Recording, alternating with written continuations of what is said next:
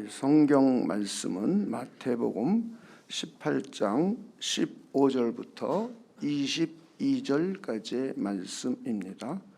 마태복음 18장 15절로부터 22절까지의 말씀입니다. 우리 교독하겠습니다. 내 형제가 죄를 범하거든 가서 너와 그 사람과만 상대하여 권고하라. 만일 들으면 내가 내 형제를 얻은 것이요, 만일 듣지 않거든 한두 사람을 데리고 가서 두세 증인의 입으로 말마다 확증하게 하라. 만일 그들의 말도 듣지 않거든 교회의 말하고 교회의 말도 듣지 않거든 이방인과 세리와 같이 여기라. 진실로 너희에게 이르노니 무엇이든지 너희가 땅에서 매면 하늘에서도 매일 것이요, 무엇이든지 땅에서 풀면 하늘에서도 풀리리라. 진실로 다시 너희에게 이르노니 너희 중에 두 사람이 땅에서 합심하여 무엇이든지 구하면 하늘에 계신 내 아버지께서 그들을 위하여 이루게 하시리라. 두세 사람이 내 이름으로 모인 곳에는 나도 그들 중에 있느니라. 그때 베드로가 나와 이르되 주여, 형제가 내게 죄를 범하면 몇 번이나 용서하여 주리이까? 7번까지만 7번까지 하오리이까?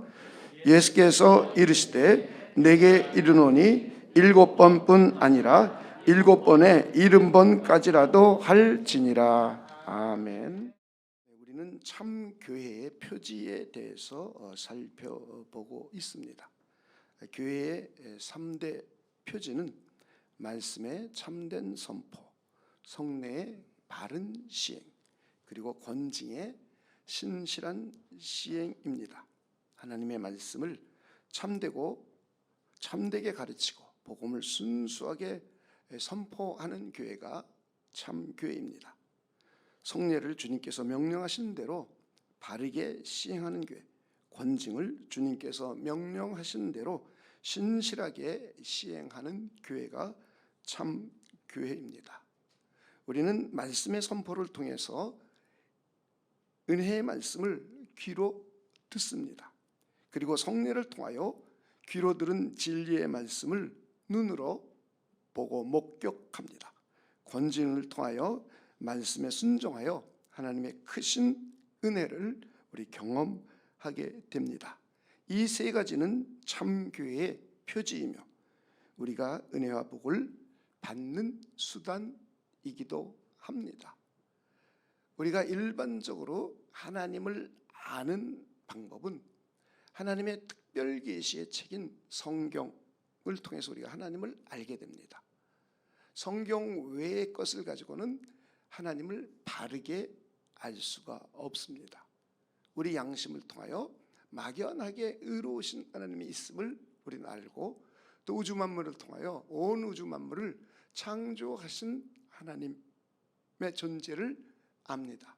그러나 구체적으로 그 하나님이 어떤 분인지, 나와 어떤 관계를 갖고 있는지, 나를 어떻게 구원해 주셨는지, 그리고 우리에게 어떻게 복을 이 땅에서 풍요롭게 부어주시는지, 그리고 미래의 종말을 하나님께서 어떻게 심판하시는지, 다른 것을 통해서는 알 수가 없습니다. 하나님은 그 시대마다 자기 백성들에게 계시를 해주셨습니다. 그리고 계시받은 선지자들과 사도들이 성령의 영감에 의해서 성경을 기록했습니다. 그리고 기록된 성경을 우리가 한글로 번역된 것을 가지고 있습니다. 이것을 부인하는 사람들은 그리스도인이라고 말할 수 없고, 그런 사람은 하나님의 사람이라고 말할 수 없습니다. 만약에 교회에서 그것을 부인하게 가르친다면 그건 참 교회가 아닙니다. 이것을 여러분들이 잘 이해해 주셔야 됩니다. 그래서 우리는 성경을 읽고 성경 강해를 들음으로 하나님을 알게 됩니다. 이때 아는 것은 이론적으로 아는 것입니다. 그리고 우리가 성경에 기록된 그 하나님의 말씀을 지켜 행할 때 우리는 그 하나님을 경험적으로 알게 됩니다. 그래서 우리는 성경을 읽고 지켜 실행함으로 하나님을 점점 많이 알아가는 겁니다. 우리는 여기 있는 모든 사람들이 하나님을 아는 분량이 다 똑같지는 않습니다. 하나님은 무한하신 분이요, 하나님은 무궁무진한 분이기 때문에 그 하나님을 완전히 우리 인간은 다 알 수 없습니다. 그러나 우리는 성경을 통하여 그 하나님을 점점 더 잘 알아가고, 그러므로 해서 그 하나님과 친밀해지고 친해지고 그 하나님의 은혜와 복을 풍요롭게 받을 수 있습니다.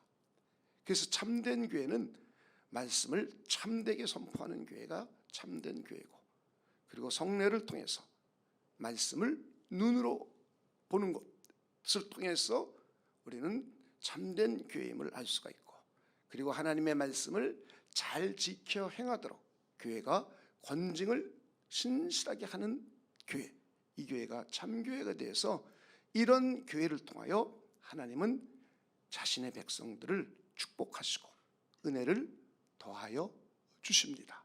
여러분들이 이런 것들을 잘 이해하셔야 됩니다. 우리는 지난주에 성찬의 참된 의미 두 가지를 살펴보았습니다. 오늘은 중세교회의 성찬에 대해서 잘못된 믿음을 간략하게 다시 한번 생각해보고, 이걸 먼저 한번 생각해보고 그리고 난 후에 권징에 대해서 우리 생각해 보겠습니다. 중세 시대의 교회가 동서로 분열되었습니다. 그리고 그 후 12세기, 13세기에 성찬에 대한 이해가 오늘날 개신교회와 확연하게 달랐습니다. 중세교회 초기에는 그렇게 차이가 나지 않았었는데 이제 11세기에 교회가 둘로 갈라지고, 그리고 토마스 아퀴나스에 의해서 교리가 확립이 되고, 그리고 난 후에 12세기, 13세기에는 성찬 예식이 우리와 확연하게 달랐습니다. 종교개혁을 한 개혁교회는 떡과 포도주가 예수 그리스도의 몸과 피를 상징하는 것이었습니다. 오늘 이재용 형제가 암송한 것처럼 기념하라 했습니다. 상징하는 것이었습니다. 그리고 성찬 예식을 거행하는 예배 시간에는 우리 주님께서 물리적으로 임재하시는 것이 아니라 성령을 통하여 영적으로 임재하십니다. 우리는 이렇게 믿고 있습니다. 그런데 중세에는 사제가 축성을 할 때, 축성은 기도를 하는 거예요. 축성할 때 떡과 포도주가 예수 그리스도의 살과 피로 본질이 바뀐다고 이해했습니다. 그래서 사제의 기도 후에 떡이 예수 그리스도의 거룩한 몸으로 본질의 변화가 일어났습니다. 포도주가 예수 그리스도의 거룩한 보혈로 본질의 변화가 일어났다고 이해했습니다. 그리고 그렇게 믿었습니다. 떡과 포도주가 거룩한 그리스도의 영성체로 변화가 된 겁니다. 사제가 축성하고 난 후부터는 떡은 예수 그리스도의 몸이고 포도주는 예수 그리스도의 거룩한 보혈로 본질 자체가 바뀌었습니다. 그래서 떡과 포도주를 대할 때 예수 그리스도를 대하듯이 대합니다.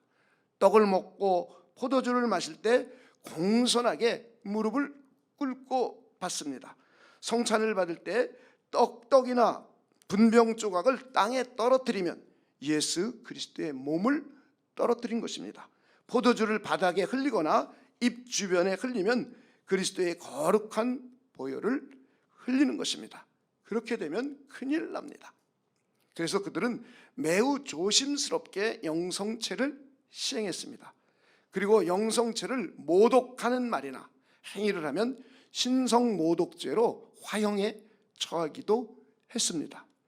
그래서 그들은 떡을 받아서 먹을 때에 예수 그리스도를 모셔드리는 것이라고 믿었습니다.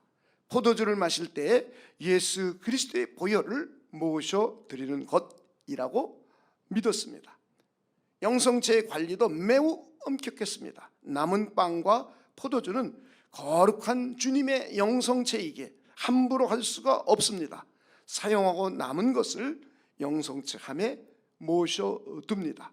그들은 예수 그리스도의 몸과 피가 영성체 함 안에 있는 것으로 믿고 받아들였습니다. 그래서 성당에 들어가면 영성체 함 앞에 공손하게 무릎을 꿇고 절을 합니다. 왕과 귀족도 공손하게 무릎을 꿇고 절을 합니다.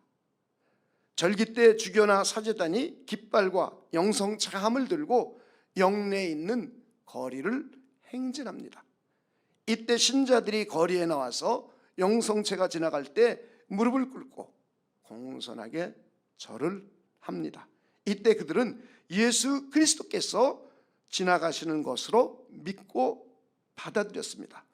빵 조각과 포도주인데 말입니다. 종교개혁자들은 이것을 가공할 만한 우상 숭배라고 했습니다. 예수님은 지금 천상에 계신데 사제가 축성하고 난 그 빵과 포도주가 예수님의 영적인 몸으로 예수님의 피와 포도주로 본질이 바뀌어서 그것이 영성체이기 때문에 그것을 교회에서 소중하게 모셔둡니다. 그리고 예배당에 들어올 때 십자가에 절하는 것이 아니고 마리아에게 절하는 것이 아니고 영성체 함 앞에 무릎을 꿇고 절을 합니다. 빵과 포도주인데요. 우상숭배 같죠. 그리고 절기 때 중세시대에는 봉건제도 시대니까 자기 영주 내 땅이 이렇게 그 영주의 성이 있고 그 안에 교회가 하나씩 있습니다. 대부분 백성들은 실제로 믿던 안 믿던 교회를 다 나옵니다. 교회 안 나오면 사회생활을 할 수가 없었어요. 기독교 국가였으니까. 그리고 절기 때가 되면 이제 사제와 교회에서 성당에서 나와서 이것을 들고 시인의 행진을 합니다. 그러면 그들은 예수 그리스도가 지나가시는 것으로 이해하고 믿었습니다. 빵과 포도주인데요. 그리고 그 앞에 무릎을 꿇었습니다. 이렇게 성찬에 대한 성경적인 바른 이해를 하지 않고 어느 때는 이것이 상당히 은혜가 되지 않았겠습니까? 그죠? 여러분이 이게 진짜로 믿고 지금 내가 분병 쪼가리 하나 받아 먹을 때 예수님의 몸을 내가 씹는다고 상상해 보십시오. 눈물 안 나오겠습니까? 예수님의 포도주를 마시면서 지금 내가 예수님의 피를 마신다고 상상해 보십시오. 이것이 얼마나 감성적으로 은혜가 되겠습니까? 눈물을 흘리겠죠. 그렇다고 그것이 은혜가 아닙니다. 많은 사람들은 눈물을 흘리고 마음이 감동받으면 은혜 받았다라고 합니다. 그런데 이렇게 우상 숭배 같은 것을 통해서도 감흥을 받을 수가 있습니다. 그래서 우리의 은혜는 참 지식, 참 진리, 성경 말씀을 바르게 이해하고 믿고 그리고 성령의 감흥으로 눈물을 흘리고 영광스럽게 하고 사랑의 마음을 품을 때 참 은혜를 받은 겁니다. 우리는 음악만 가지고도 눈물을 흘릴 수 있고 이곳의 분위기를 아주 신비하게 해놔도 눈물을 흘릴 수 있습니다. 그것을 은혜라고 오해하거나 착각하시면 안 됩니다. 잘 여러분들이 이해해 주시기를 바랍니다. 우리는 성찬식을 거행할 때 예수 그리스도께서 성령을 통하여 영적으로 임재하시는 것을 믿는 거예요. 그렇죠? 오늘 우리가 예배드릴 때 예수님께서 성령을 통하여 이 자리에 영적으로 임재해 계신 걸 믿습니다. 여러분 그렇게 믿으십니까? 그래서 우리는 그 믿음을 가지고 예배드리러 나온 겁니다. 그리고 떡과 포도주는 예수 그리스도의 몸과 피를 상징하는 겁니다. 그래서 우리는 성찬식을 거행할 때 우리의 구원자 되시는 예수 그리스도를 기억하고 추억하는 겁니다. 나를 위하여 온몸을 찢으시고 피 흘리신 그분을 기억하고 추억하는 것이지, 떡이 예수 그리스도의 몸으로 변화가 일어난 것이 아니고 포도주가 예수 그리스도의 피로 변화가 일어난 것이 아닙니다. 여러분들이 잘 이해하고 성찬식 때마다 은혜 받는 귀한 시간이 되시기를 바랍니다. 이제 오늘은 오늘의 주제인 권징의 신실한 시행에 대해서 한번 생각해 보겠습니다. 첫째는 권징에 대한 정의를 한번 생각해 보고, 두 번째는 권징을 어떻게 교회에서 하는가라는 것을 생각해 보고, 그리고 우리는 권징을 통해서 하나님께서 어떠한 복을 우리에게 풍요롭게 내려주시는지, 우리 권징의 목적에 대해서 우리 한번 살펴보겠습니다. 권징은 신자에게 하나님 앞에 선한 일을 하도록 권장하고, 악한 일은 회개하고, 믿음을 갱신하도록 권면하고 징계하는 겁니다. 즉 성도들에게 하나님의 말씀에 순종하여 하나님을 기쁘시게 하는 삶을 살도록 권장하는 겁니다. 그리고 하나님의 말씀에 분순종하여 하나님의 뜻을 따르지 않고 죄를 지었을 때는 회개하고 믿음을 갱신하도록 권면하는 겁니다. 그리고 이 권면이 잘 들어지지 않을 때는 징계하는 겁니다. 권징은 성도에게 벌을 주고 처벌하려는 것이 아닙니다. 신자들이 하나님의 말씀을 청정하여 듣고 지켜 행함으로 하나님을 기쁘시게 하려는 것입니다. 성도들이 하나님을 기쁘시게 하는 삶을 살 때에 하나님은 그들에게 은혜와 복을 풍성하게 부어 주십니다. 구원받은 사람은 이미 하나님의 은혜와 복을 받은 사람입니다. 구원받은 교회 공동체는 말씀을 지켜 순종함으로 은혜와 복을 더 풍성하게 받게 됩니다. 회개하고 믿음을 새롭게 갱신하여 은혜와 복을 풍성하게 누리게 됩니다. 그래서 권징을 신실하게 시행하는 참 교회 공동체는 하나님의 은혜와 복을 풍성하게 누리게 됩니다. 우리 교회가 이런 교회가 되기를 우리 소망해 봅시다. 참교회는 권징을 바르게 시행하여 성도들이 하나님의 말씀을 청정하여 듣고 순종하며 살도록 격려해주고 권면합니다. 하나님이 기뻐하지 않는 일을 할 때 책망을 합니다. 그러므로 하나님께 회개하고 믿음을 다시 갱신하도록 도와줍니다.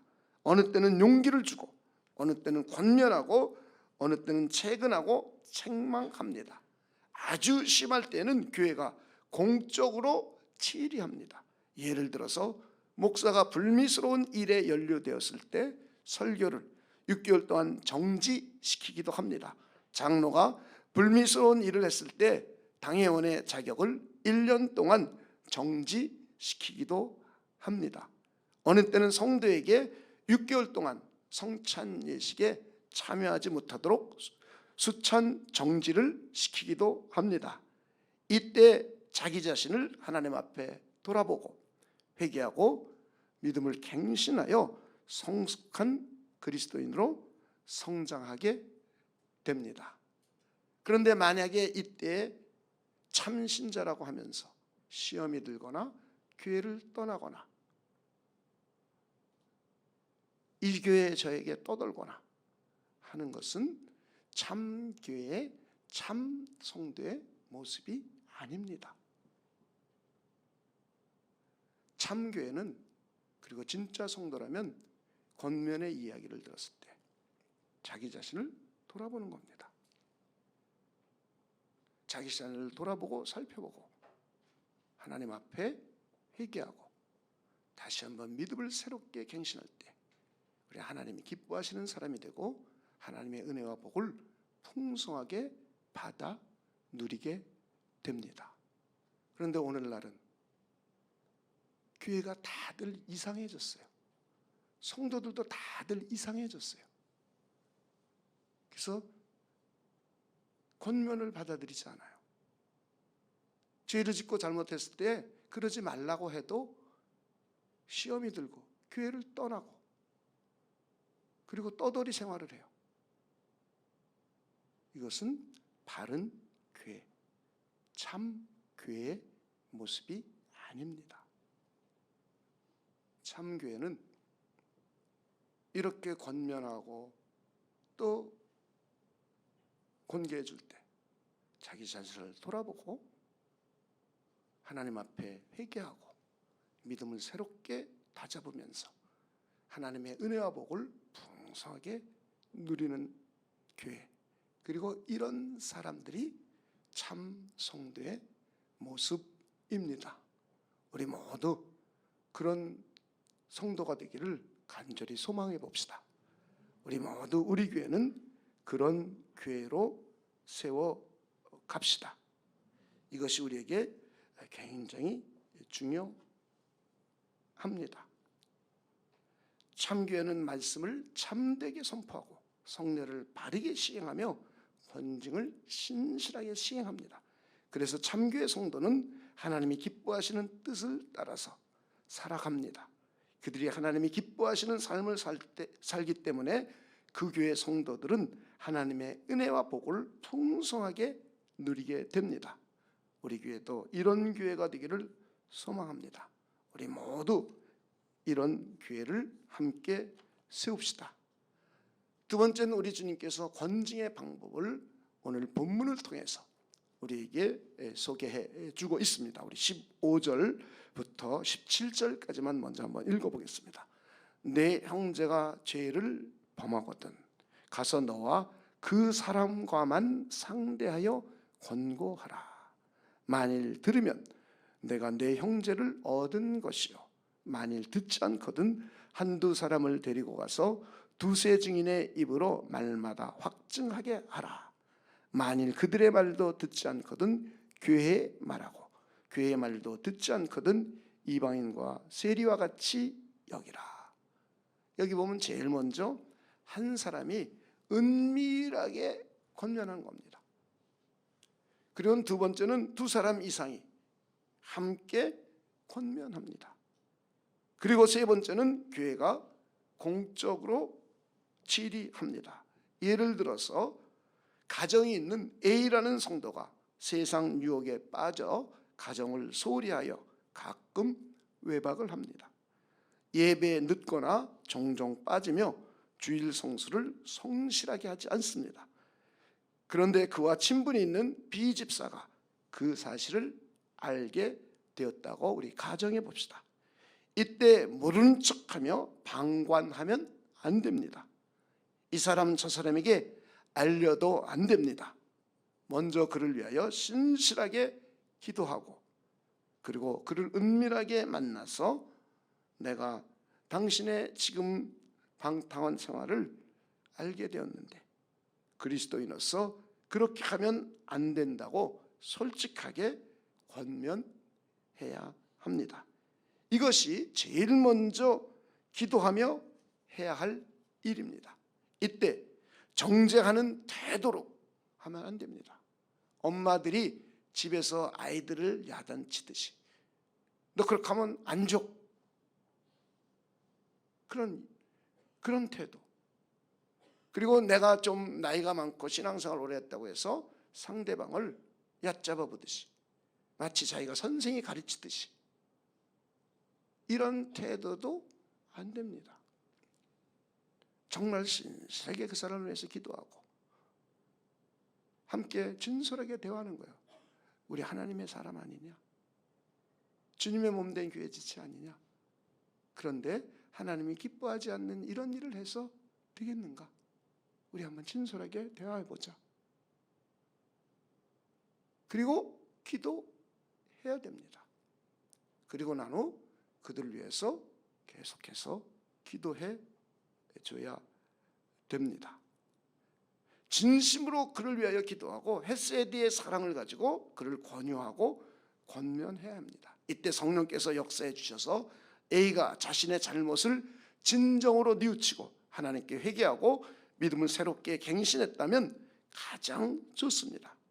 그가 다시 믿음을 회복하고 그리스도인답게 가정과 교회 생활에 충실하게 된다면 이 얼마나 감사한 일입니까?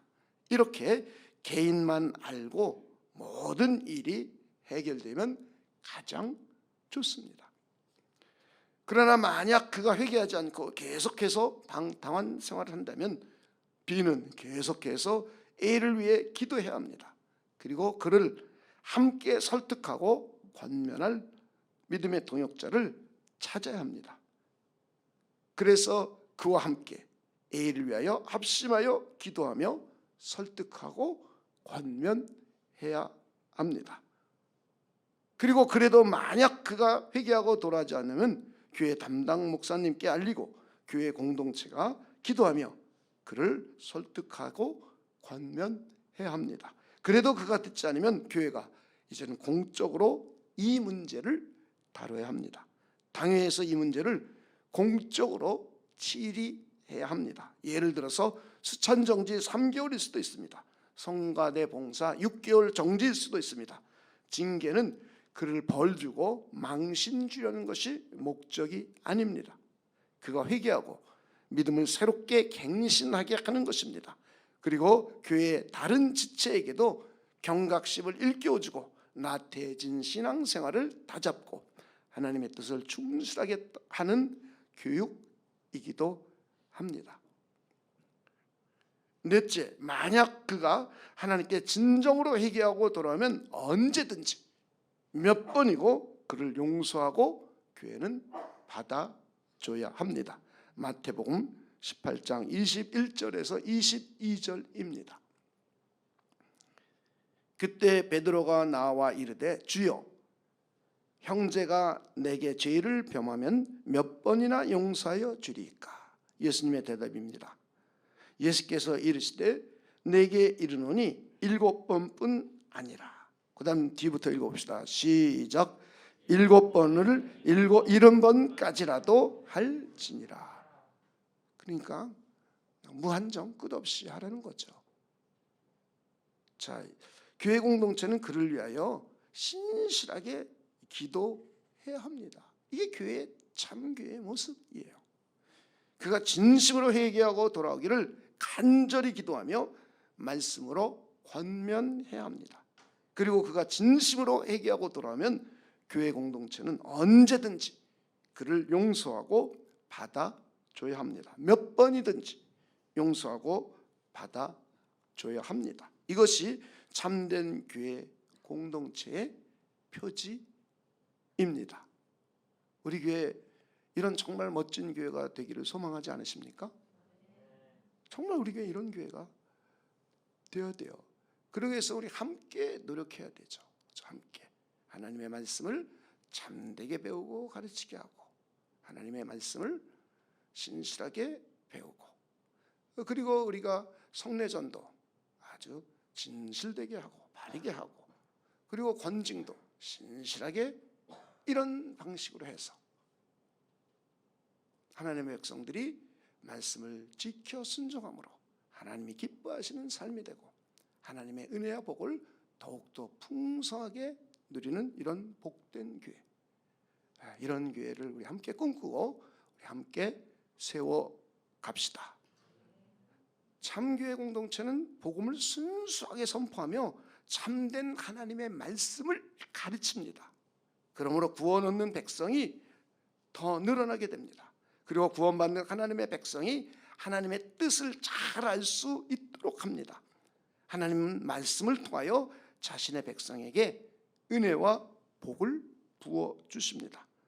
참교회는 성례를 바르게 시행해야 합니다. 주님께서 명령하신 세례와 성찬을 바르게 시행하는 교회가 참교회입니다.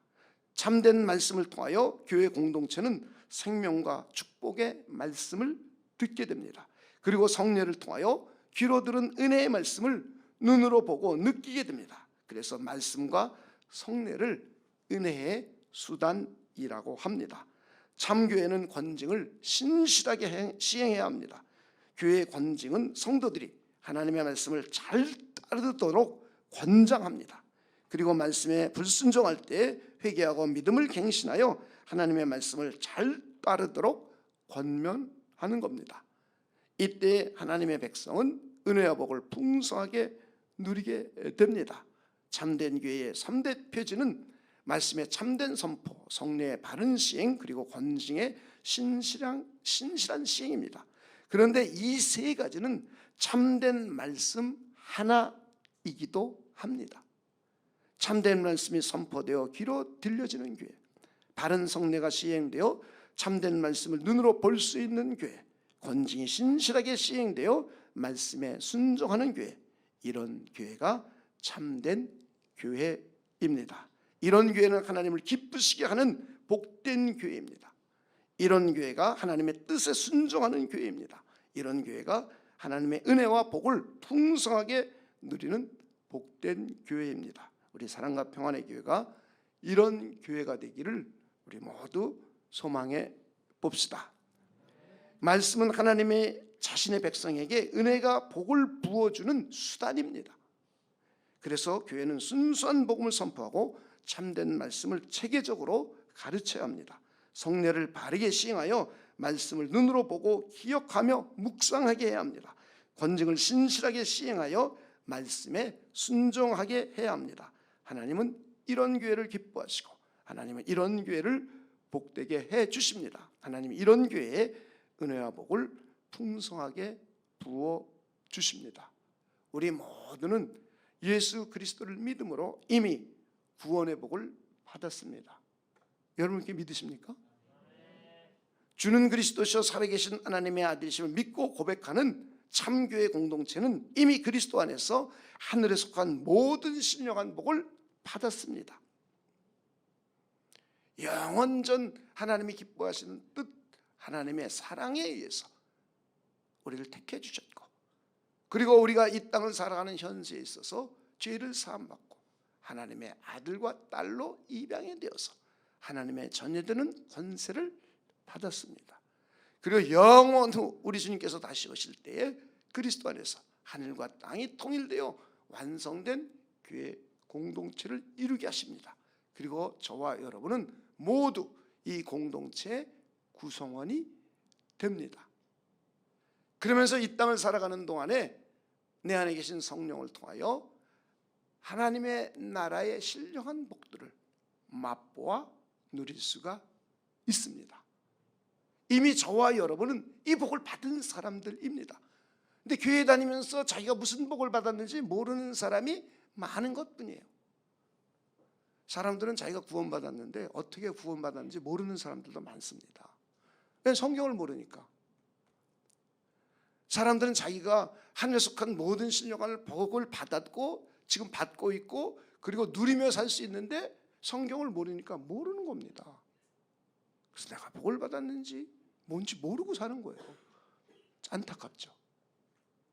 그런데 성경을 여러분들이 자세히 읽고 관찰해 보면, 그리고 체계적으로 성경을 공부하다 보면 이런 내용들을 다 우리가 배워서 알게 됩니다. 그래서 내가 받은 복이 무엇이고 하나님은 나에게 어떻게 복을 끊임없이 부어주시고 나로 하여금 어떻게 하나님을 기쁘시게 하는 삶을 살며 어떻게 하나님께 영광스러운 삶을 살아갈 수 있을지를 성경을 통해서 하나씩 하나씩 배워가고 알아가는 겁니다. 여러분이 잘 이해해 주시기를 바랍니다. 하나님은 하나님의 말씀을 수단으로 하여 구원받은 우리 모두를 첫째는 거룩하게 해주십니다. 여러분 이렇게 믿으십니까? 한번 성경을 찾아볼까요? 요한복음 17장 17절입니다. 우리 주님께서 십자가에 못 박혀 죽기 직전에 대제사장적 기도를 하고 계신 내용 중에 한 구절입니다. 그들을 진리로 거룩하게 하옵소서. 그 다음 읽어봅시다. 시작. 아버지의 말씀은 진리니이다. 그래서 우리는 하나님의 말씀을 통하여 구원받은 저와 여러분이 거룩하게 성화되어 가는 겁니다. 두 번째는 하나님은 말씀을 통하여 자기 백성을 어려움에서 구원해 주십니다. 시편 107편 20절입니다. 그가 그의 말씀을 보내어 그들을 고치시고, 그 다음 읽어봅시다. 시작. 위험한 지경에서 건지시는 도다. 이건 아무에게나 해당되는 말이 아니에요. 성경은 자기 백성에게, 하나님의 백성에게 주신 말씀이에요. 구원받은 하나님의 백성들이 이 땅을 살아가는데 어려운 일들을 겪게 됩니다. 이 세상은 그런 것이니까요. 우리는 잘못 오해하는 경우가 많아요. 예수 믿으면 무조건 잘 된다. 없어요, 그런 거. 그러니까 완전히 미신적인 신앙을 갖고 있는 거예요. 이 세상은 광야예요. 그냥 이 세상은 좋은 일도 있지만 나쁜 일이 더 많아요. 왜? 죄로 오염되고 타락되었기 때문에. 죄와 형벌이 있는 것이에요. 이것은 죄의 권세, 사망 권세, 하나님을 대적하는 권세, 음부의 권세, 마귀의 권세가 지배하고 있는 것입니다. 유일하게 이 권세를 물리치고 하나님의 권위 아래에 있는 공동체가 유일하게 교회 공동체 하나뿐인 거예요. 근데 이런 사실을 사람들은 잘 모르죠. 그래서 아무나 복주고 아무나 그러는 게 아닙니다. 이미 안 믿는 사람은 일반 은총의 복을 누구나 공평하게 받고 있어요. 특별 은혜의 복은 구원받은 저와 여러분에게만 해당되는 복입니다. 그래서 하나님은 저와 여러분이 코로나 바이러스라든가 사업의 위경에 있다든가 병들어 위경에 처했을 때 하나님께 부르짖고 기도하면 하나님께서 우리를 고쳐주시고 건져주시는데 하나님의 말씀을 통하여 이루어주신다는 거예요. 그러니까 말씀을 모르면 복을 받을 수가 없어요. 어려운 데서 구원 받을 수가 없습니다. 자꾸 우리는 이상한 신앙생활을 하려고 들어요. 저는 그렇지 않기를 주님의 이름으로 축원을 드립니다. 하나님은 말씀을 통하여 우리에게 은혜와 복을 풍성하게 부어주십니다. 여러분 믿으십니까?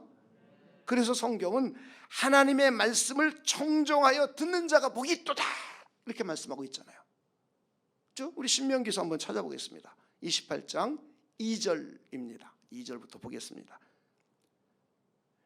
내가 내 하나님 여호와의 말씀을 청종하면 이 모든 복이 내게 임하며 내게 이르니니 성읍에서도 복을 받고 들에서도 복을 받을 것이며. 복의 내용이잖아요. 어떤 사람은 하나님의 말씀을 청종 듣는 거예요. 이렇게 말씀을 경청해서 듣는 거예요. 그냥 질러가는 소리 휙 듣는 게 아니에요. 청종, 리슨 세심하게 듣는 거예요.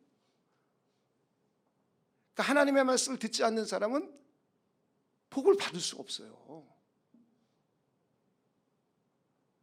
우리는 성경의 원리를 이해해야죠. 하나님은 자기 백성을 거룩하게 만드는 것도 말씀을 통해서 거룩하게 만들어가는 거예요. 자기 뭘 가지고 하는 게 아닙니다. 말씀을 통하여. 하나님은 자기 백성이 어려움에 처해 있을 때 말씀을 통하여 그 어려움에서 구출해 주시는 거예요. 하나님은 자기 백성이 말씀을 청종하여 듣는 사람들을 복을 주십니다. 두 번째는 하나님의 말씀을 묵상하는 자가 복이 있도다. 이건 너무나 많잖아요, 성경에. 시편 1편 1절서부터 3절까지 읽어보겠습니다. 복 있는 사람은 악인의 길을 따르지 아니하며 죄인의 길에 서지 아니하며 오만한 자들의 자리에 앉지 아니하고. 2절 읽겠습니다. 시작. 오직 여호와의 율법을 즐거워하여 그의 율법을 주야로 묵상하는도다. 그는 시냇가에 심은 나무가 철을 따라 열매를 맺으며 그 잎사귀가 마르지 아니함 같으니 그가 하는 모든 일이, 그 다음 읽어봅시다. 시작. 다 형통하리로다. 할렐루야. 청종하여 듣고, 두 번째는 말씀을 묵상하는 사람이죠. 묵상. 셋째, 하나님의 말씀을 지켜 행하는 자가 복이 있습니다. 누가복음 11장 28절입니다. 이건 주님께서 직접 하신 말씀이에요. 예수께서 이르시되 오히려 하나님의 말씀을 듣고, 그 다음 읽어봅시다. 시작. 지키는 자가 복이 있느니라 하시니라. 구약 성경에서도 한번 보죠. 여호수아 1장 8절. 다 암송하고 있는 것들이잖아요. 지금 나온 것들이. 이 율법책을 내 입에서 떠나지 말게 하며 주야로 그것을 묵상하여 그 안에 기록된 대로, 그 다음 읽읍시다. 시작. 다 지켜 행하라. 그리하면 내 길이 평탄하게 될 것이며 내가 형통하리라. 하리라. 여러분 형통하게 살고 싶으십니까? 인생길이 평탄해지기를 원하십니까? 간단해요. 하나님의 방법은 하나님의 말씀을 청정하고 하나님의 말씀을 묵상하고 하나님의 말씀을 지켜 행하면 하나님께서는 그런 사람에게 형통한 복, 이 땅에서 장수하는 복, 이 땅에서 잘되는 복을 풍요롭게 부어줍니다. 이렇게 하나님의 백성, 구원받은 백성은 이미 구원의 복을 받았죠. 일반인들은 일반 은총만 받은 거예요. 일반 복. 그런데 하나님의 백성이 된 우리는 거기에다가 구원의 은총까지 받았어요. 그리고 거기다 플러스 더 풍요로운 복을 받아 누리게 했어요. 그런데 이 더 풍요로운 복을 받아 누리는 유일한 방식은 하나님의 말씀이에요. 하나님의 말씀. 이걸 여러분들이 잘 이해하셔야 여러분의 삶이 풍요로워집니다. 여러분의 삶이 풍족해집니다. 어떤 사람은 돈을 아무리 벌어 재벌이 되었어도 항상 돈에 시달려요. 항상 마음이 불안해요. 항상 쫓기듯 살아요. 이런 사람이 있어요. 그렇죠? 어떤 사람은 돈을 그렇게 많이 벌지 않아도 마음이 항상 평안합니다. 그리스도 안에서 온 가족이 행복합니다. 그리고 그가 하고자 하는 일들은 하나씩 하나씩 잘 풀리고 형통하게 되고 그의 인생길이 평탄합니다. 어떤 사람이 하나님의 말씀을 청정하고 하나님의 말씀을 묵상하고 하나님의 말씀을 지켜 행하는 사람입니다. 그리고 우리가 하나님의 명령을 지켜 행하면 우리와 우리의 후손이 영원히 복을 받게 됩니다. 자, 한번 신명기서 5장 29절을 보겠습니다. 다만 그들이 항상 이 같은 마음을 품어 나를 경외하며 내 명령을 지켜서, 그 다음부터 읽어봅시다. 시작. 그들과 그 자손이 영원히 복받기를 원하노라. 그러니까 여러분 자손이 잘 되고 싶으신죠? 단순해요. 여러분 성경을 잘 이해하셔야 돼요. 하나님은 다윗에게도 그렇게 약속을 하셨어요. 내 날이 장구할 것이다. 내 위가 영원할 것이다. 그랬습니다. 언제? 내 말을 지켜 행하면. 단순해요.